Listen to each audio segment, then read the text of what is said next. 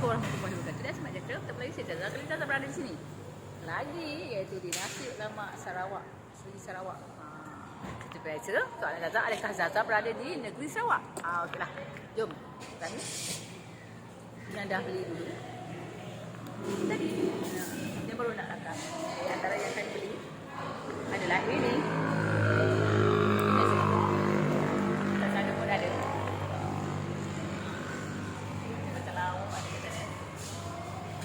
Lepas dia ni lauk dan nasi lemaknya yang agak pekat dengan santan. Kita ambil dia punya air pekorin.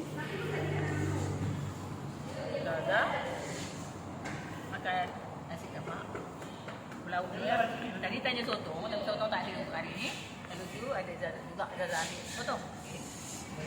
Zazah minum air sama warna pakaian, iaitu kritik. Seakan. Dan yang penting nasi lemak Sarawak ni kami ada kek Sarawak. Kek lapis Sarawak. Nampak tak? Warna-warna sekarang ada banyak lagi. Boleh kebetulan bawa pula di restoran Sarawak kek Sarawak. Kek lapis Sarawak. Okeylah. Kami jam saya dah buka di sini. Biasanya jangan lupa terus subscribe, like, share, komen, YouTube tu. Gelap sikit. Sini sikit. Sini terang sikit. Okeylah. Jam saya dahulu.